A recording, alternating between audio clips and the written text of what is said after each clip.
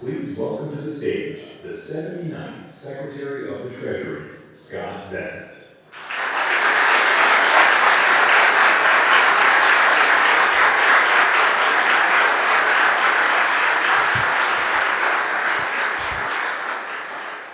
Good morning. Thank you all for joining us on this historic occasion.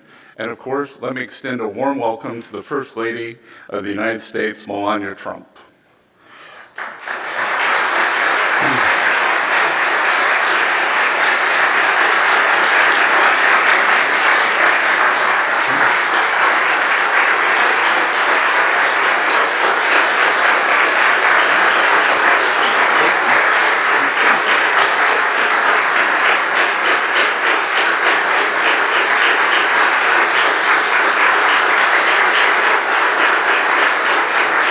Thank you. Good afternoon. Thank you for welcoming me this afternoon, Secretary Bessent. Since the earliest days of our republic, the Treasury has stood for America's financial credibility and stability. This very building is a monument of our confidence in the American experiment. Today, we are adding another important layer to the Treasury Department's foundation, economic stewardship. For the first time, children in foster care will have access to a dedicated savings and investment vehicle, Fostering the Future accounts. Fostering the Future accounts give foster children the same chance for asset ownership and long-term wealth building as every other American child. By investing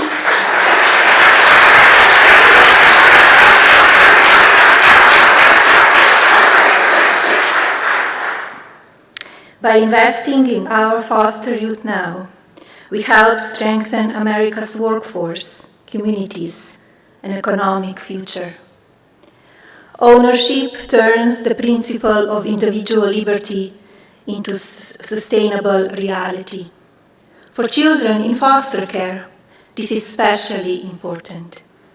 America can offer services, help, and protection, but real freedom means being able to make independent choices about your own future. Property ownership helps make that possible. When they turn 18, foster youth will be able to access the assets they own through Fostering the Future accounts. This will give them a foundation for independence and opportunity. For Fostering the Future youth, empowerment comes through ownership. This includes ownership of knowledge through education, and now ownership through savings and investment accounts. Education and savings accounts are the first steps toward personal independence. Fostering the Future accounts help create the conditions where liberty can flourish. Success is not about how many benefits a person receives, but rather about how much independence they achieve. Starting today, the Treasury will let state child welfare agencies and foster youth representatives set up Fostering the Future accounts for children in foster care.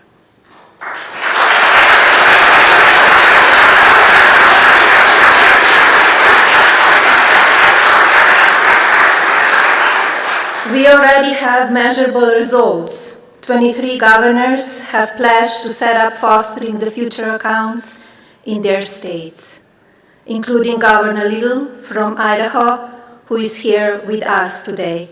Thank you, Governor. Thank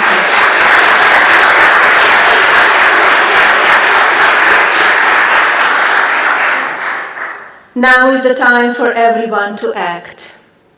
All 50 states should pledge to protect America's foster youth. Let's elevate America's children above politics. I urge every governor and business leader in America to help fund these accounts. Together, we can make sure foster youth enter adulthood with assets, opportunity, and a stronger path to independence. This is a historic moment for our nation.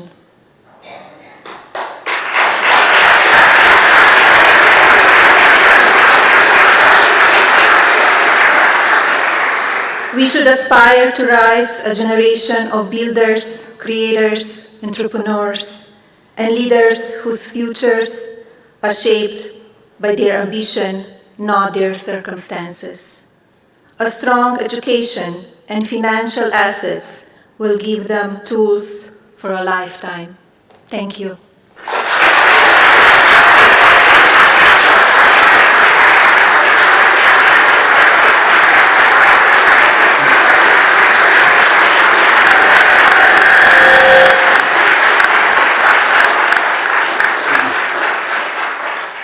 Please join me one more time in thanking the First Lady for those thoughtful remarks.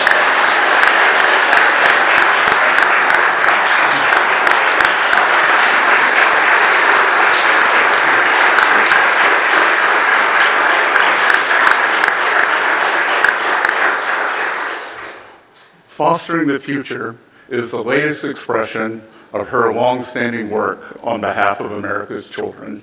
And we at Treasury are grateful that Mrs. Trump has given generously of her leadership to the most important benefit for young people since the GI Bill. Through the leadership of First Lady Melania Trump and her Fostering the Future initiative, children and youth in foster care now have a pathway to benefit from Trump accounts. Within the foster care community, these Fostering the Future accounts, powered by Trump accounts, will advance Mrs. Trump's commitment to helping youth in foster care build a stronger future.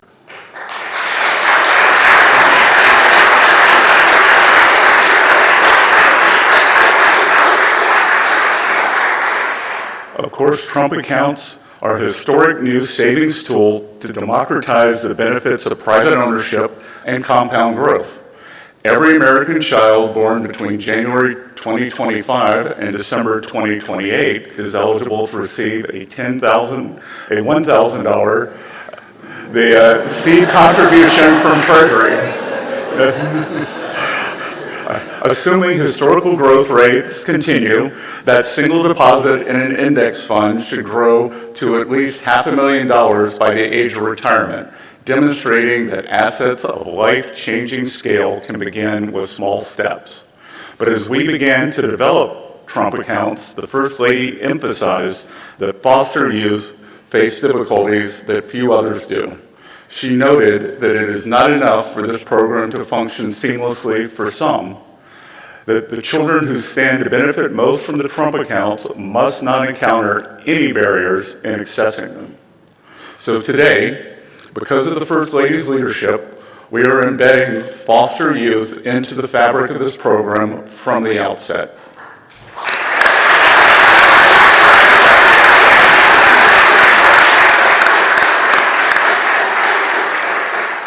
When Trump accounts launch on July 4th, every eligible child in America will be able to participate, including those for whom the state serves as a legal guardian. States can also help foster youth to accelerate their gains by directing survivor and SSI benefits into their Trump accounts.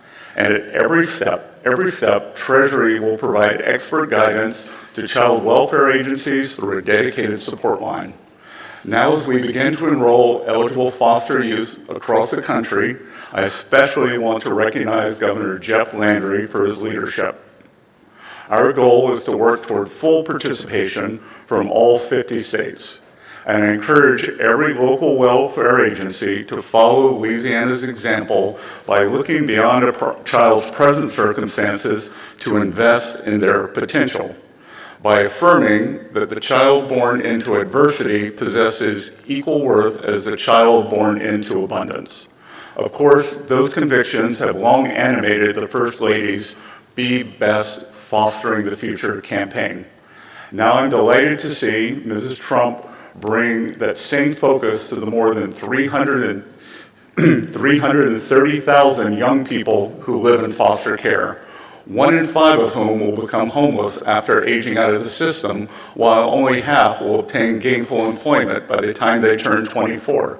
This will be a game changer. Those outcomes are unsettling, but today we refuse to accept them as inevitable.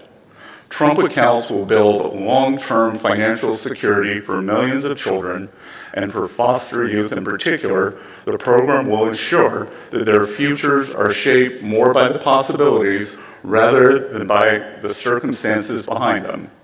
Now, there is a fitting historical symmetry in making today's announcement here at the Treasury Building.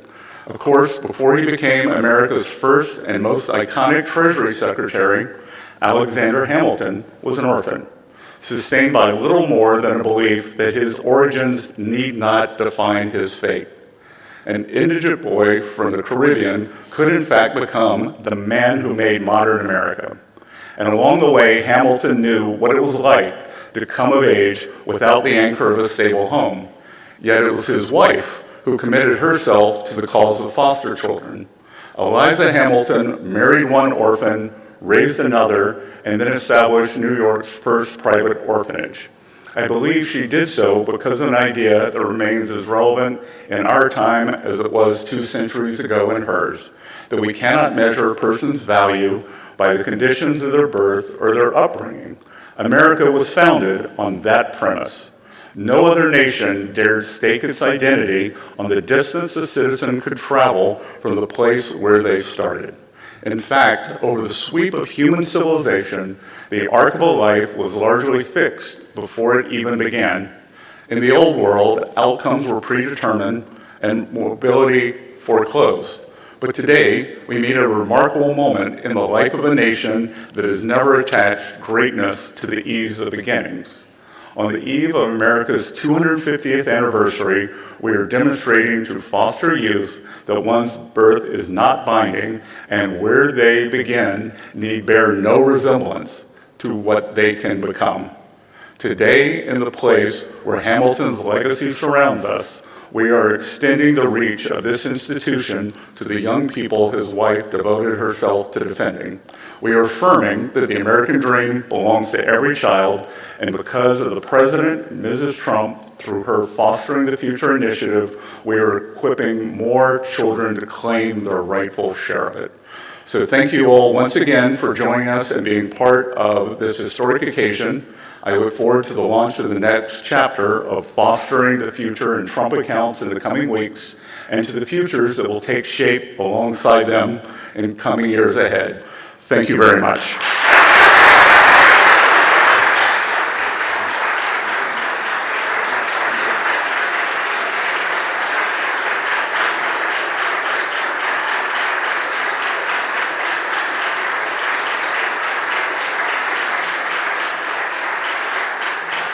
Ladies and gentlemen,